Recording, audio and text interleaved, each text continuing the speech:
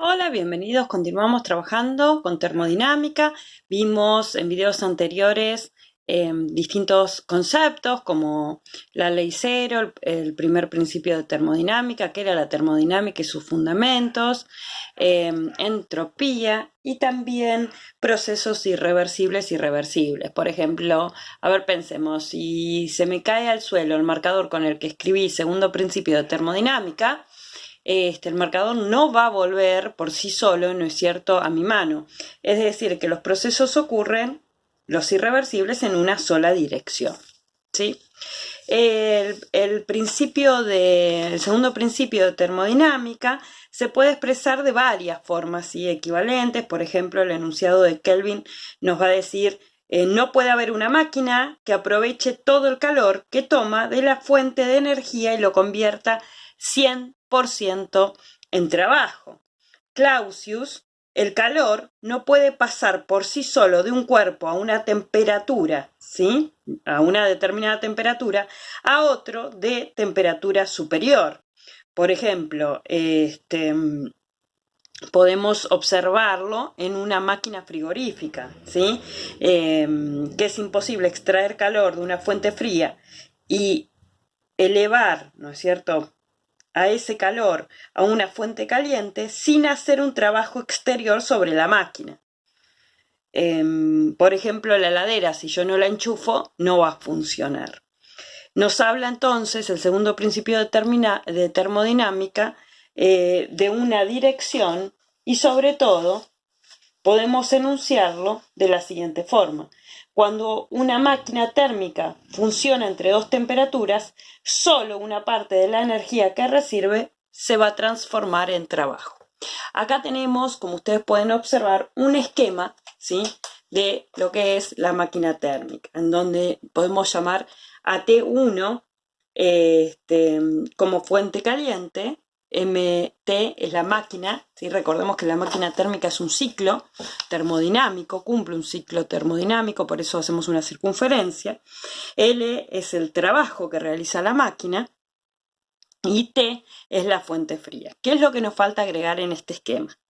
Recordemos que toda máquina térmica absorbe energía, que sería Q1, ahora lo vamos a hacer, de una fuente de mayor temperatura, que es T1 o TC también se le puede decir, y convierte parte de esa energía en trabajo y entrega una parte de energía como calor, ¿sí?, que lo vamos a llamar Q2. Entonces ahora vamos a escribir en este esquema el calor que absorbe y el calor que cede. Bueno, y ahora sí podemos ver ya el esquema, ¿no es cierto?, completo, en donde, nuevamente voy a repetir, Q1 es el calor suministrado por la fuente caliente, ¿sí?, y Q2 es el calor que se pierde en la fuente fría, que es lo que nos dice el segundo principio. L es el trabajo, y recordemos entonces que, si yo miro así, podríamos decir que Q1 es igual a ¿quién? A Q2 más L, o Q1 es igual, Q1 menos Q2 es igual a L, que sería el trabajo. Muy bien, Carnot, ¿sí? Carnot era un ingeniero francés que estudió los ciclos de expansión y compresión de una máquina térmica. ¿En qué año lo hizo? En 1824. El límite, ¿sí?, máximo de calor que se puede transformar en trabajo depende de la diferencia entre temperaturas, ¿no?, de la fuente caliente y la fría, aún en condiciones ideales. Eso es lo que estudió entonces Carnot, este ingeniero francés. El rendimiento o eficiencia máxima se calcula con la siguiente fórmula. Entonces el rendimiento, ¿sí?, la temperatura, algo muy importante, se expresa en Kelvin, y el rendimiento va a ser igual a la diferencia entre la fuente caliente y la fuente fría dividida, ¿no es cierto?, la fuente fría. También lo podemos expresar en porcentaje multiplicándolo, ¿no es cierto?, por el 100%. El rendimiento también lo podemos expresar si pensamos que trabajo es igual a Q sub 1 menos Q sub 2, entonces podemos expresar el rendimiento de la siguiente forma. Acá nos faltó, ¿no es cierto?, agregarle el 1, como está acá. Bueno, vamos a un ejemplo. A ver, nos dice así. Una máquina térmica con un rendimiento del 20% realiza un trabajo de 100 joules en cada ciclo. ¿Cuánto calor absorbe en cada ciclo y cuánto calor cede? Lo primero que vamos a hacer es ver qué datos tenemos. Tenemos el rendimiento que está expresado en 20%.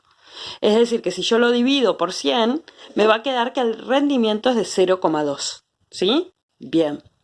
Lo que vamos a hacer es, tenemos entonces el rendimiento, ¿sí? Y tenemos el trabajo. Podemos hallar Q sub 1.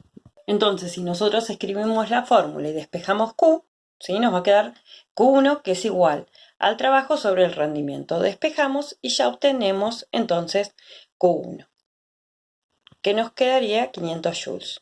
Luego, para poder contestar la otra pregunta, lo que vamos a tener en cuenta es que Q1 menos Q2 es igual al trabajo. Entonces de acá podemos despejar, ¿verdad?, nuestro Q2. Y tenemos que recordar que el calor recibido es positivo y el calor cedido es negativo. El recibido es positivo y el cedido es negativo. ¿Sí? Muy bien. Otra forma es observando la máquina térmica. ¿Sí? Si nosotros observamos, a ver si puedo enfocar mejor, ahí está. Si nosotros observamos la máquina térmica, es otra forma de verlo, concentrarnos en este funcionamiento. Y es decir, todo lo que entra, ¿no es cierto?, sale a esta máquina. Entonces, si entró, ¿cuánto entró? ¿Cuánto era mi Q sub 1? 500 joules. Entonces, fíjense, 100 de trabajo y 400. 100 más 400 nos da 500. Les mando cariños y nos estamos viendo pronto.